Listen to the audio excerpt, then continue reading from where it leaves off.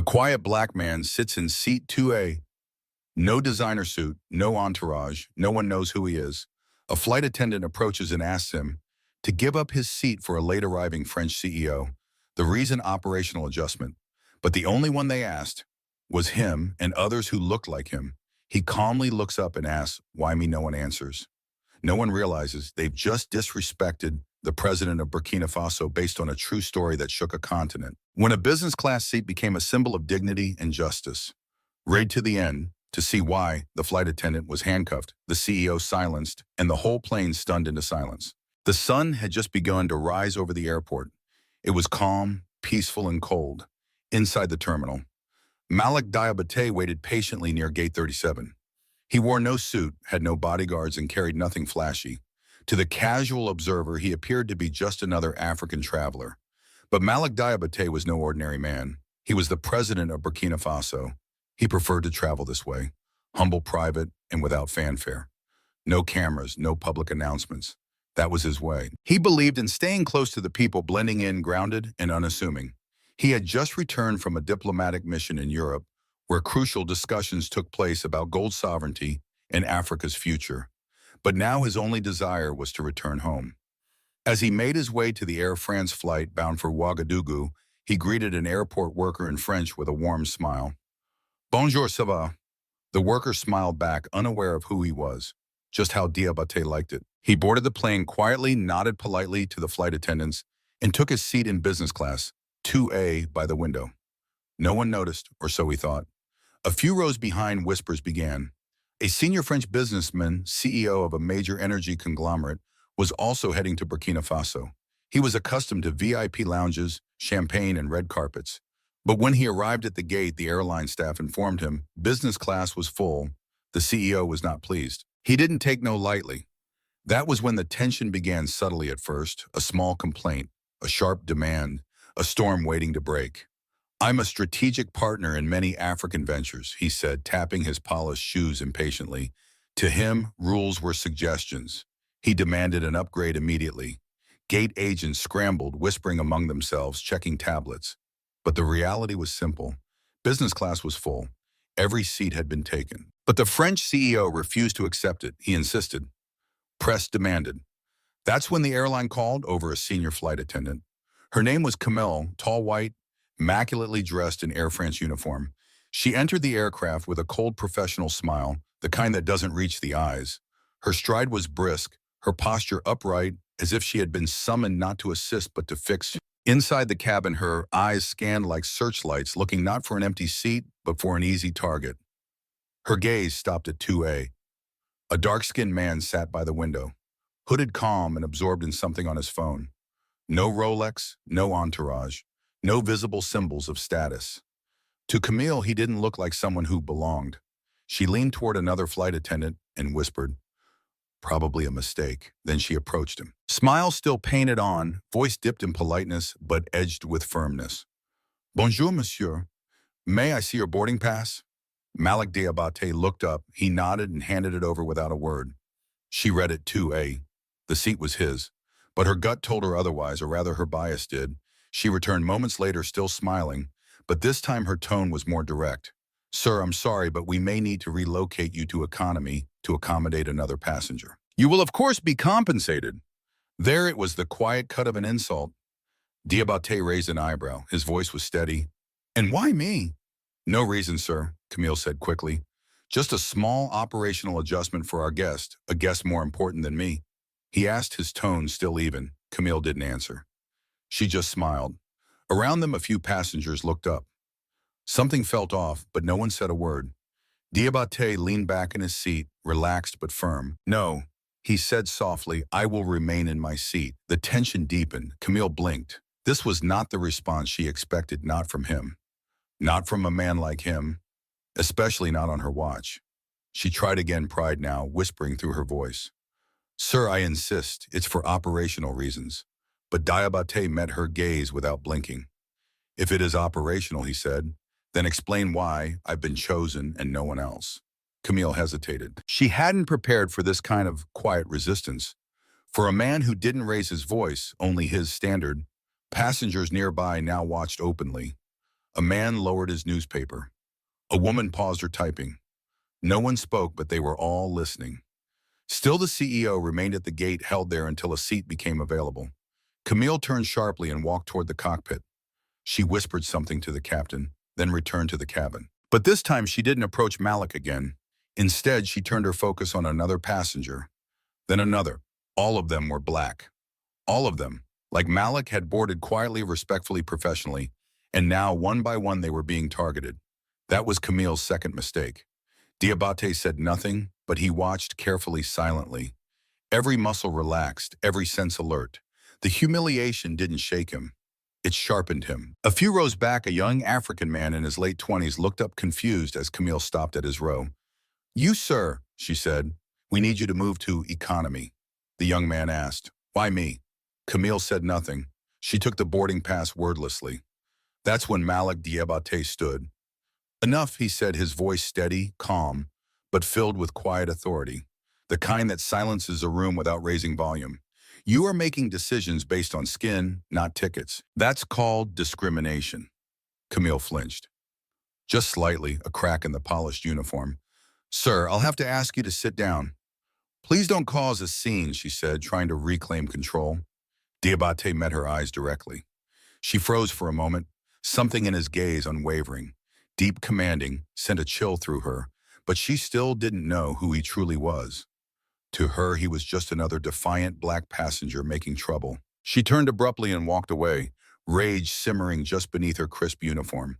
"These people," she muttered in French under her breath, "always making noise." Then came the arrival of the CEO. He was finally brought on board with ceremony. Camille greeted him like royalty, handing him champagne with a smile far warmer than any she had worn before. "We're sorting out the seating issue, monsieur," she said sweetly. "Back in seat 2A. Diabate buckled his seatbelt in silence. His fingers tapped gently on the armrest, not impatient, but measured like a man counting down. He didn't raise his voice. He didn't demand recognition. He didn't remind anyone of who he was, because soon the world would know. The French CEO walked past him with the ease of entitlement, not even offering a glance. He settled into his seat like a king returning to a familiar throne. Camille hovered nearby, fluffing pillows, adjusting settings, and offering more champagne with practiced charm. The message was unmistakable.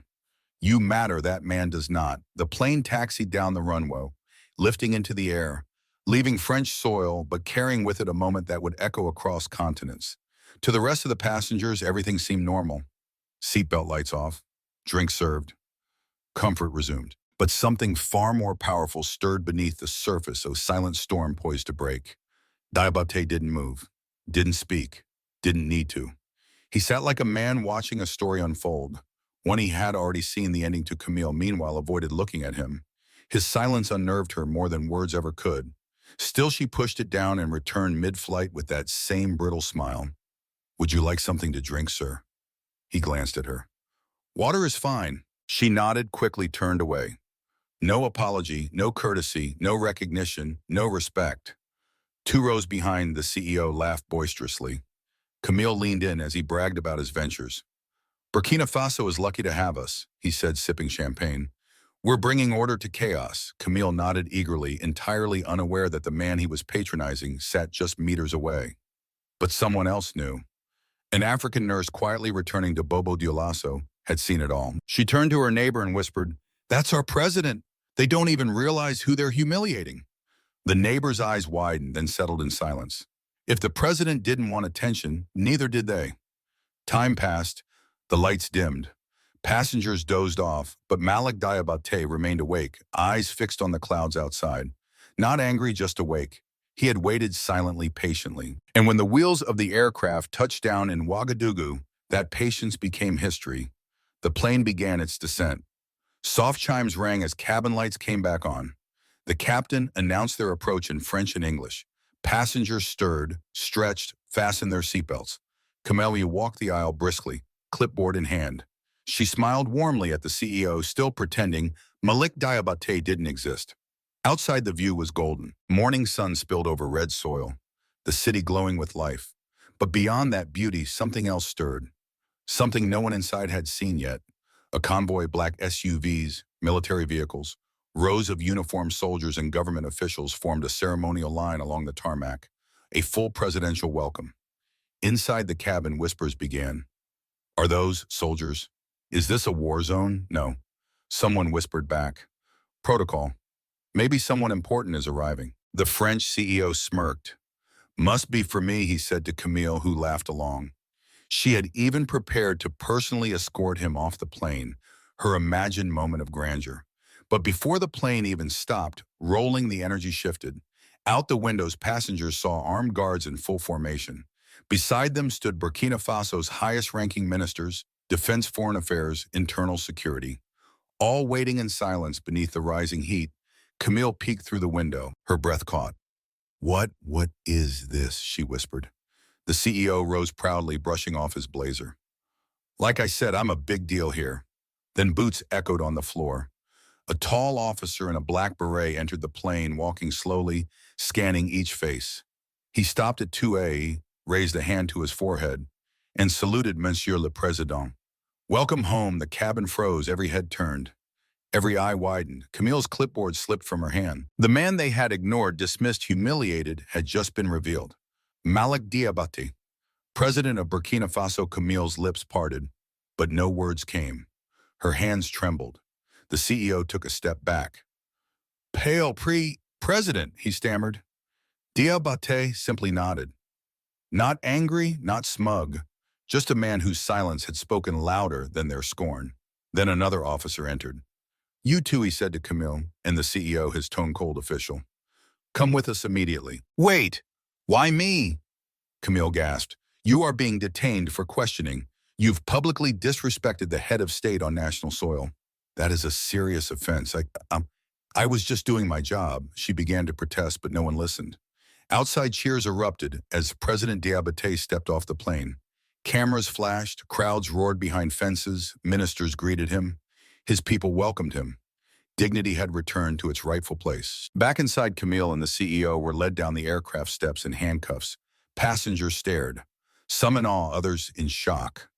The arrogance was gone, replaced by panic, confusion, disbelief. They were placed in separate armored vehicles surrounded by elite guards. No one spoke to them, not a word. The silence said enough. It was the silence of reclaimed power, of dignity defended, a statement for the world. Inside the terminal, President Diabaté stood before a press gathering. Calm, composed, regal. In Burkina Faso, he said, we do not measure a man's worth by the color of his skin. We do not bow to wealth. We do not kneel to the ghosts of colonial power. We stand for dignity, for humanity, for our people. That is the new Africa. The world reacts. The story exploded. Videos of the salute, the arrest, the CEO's blank expression, Camille's handcuffed hands. All leaked news headlines swept across continents. President Diabaté walked among them. Respect must be earned on social media. Hashtags trended globally. Stand with Burkina. Africa rises. Dignity has no color. In cities across Africa, youth cheered. They had seen something they'd never forget. A moment of justice, quiet and bold. Justice served. At the Ministry of Justice, formal charges were filed. Public insult of a head of state, racial discrimination, abusive position, attempted intimidation on national soil. The French embassy attempted intervention. But Burkina Faso stood firm. The old ways were over. A new page had turned, and the world would not forget. Phone calls were made. Diplomatic pressure followed swiftly, but President Malik Diabaté's response was clear, unshaken, and resolute. This is not a colony. This is a sovereign nation. They will face justice just like anyone else. Air France scrambled to contain the fallout. Within 24 hours, the airline issued a public statement, a carefully worded apology filled with corporate jargon and vague regret. But it was too late. Across Burkina Faso, the outrage had already ignited. Citizens called for a national boycott. Soon, voices across the continent joined in Nigeria, Senegal, South Africa, echoing the same message. Africa deserves respect. No more excuses. In a detention center on the outskirts of Ouagadougou, Camille broke down under questioning. I didn't know who he was, she sobbed. I was just following procedures. The lead investigator looked at her expressionless. You didn't need to know who he was. You just needed to treat him like a human being. Power without privilege. The French CEO, now facing formal charges in both Burkina Faso and his home country, tried every avenue of influence to escape judgment. Lawyers, back channels, embassies. But the court delivered its decision with historic clarity. No immunity, no exceptions. Justice must be equal. The man who stayed silent, President Diabaté, never gloated. Not once did he boast. Not once did he seek revenge. He simply returned to the presidential palace to the real work, building roads, educating youth, empowering communities, defending sovereignty, strengthening the nation from the inside out. He let the moment speak for itself, the legend of 2M. That flight became legend. A quiet man in a hoodie, a flight attendant with prejudice, a CEO blinded by pride, and a descent into Ouagadougou that changed everything. It was a turning point, not just for Burkina Faso, but for a continent long dismissed, long disrespected. From that day forward, African youth had a new story to tell, not one of victimhood, but of pride. And the world learned a simple truth. Respect is not given by titles, it's earned by how you treat the one sitting silently in seat 2A.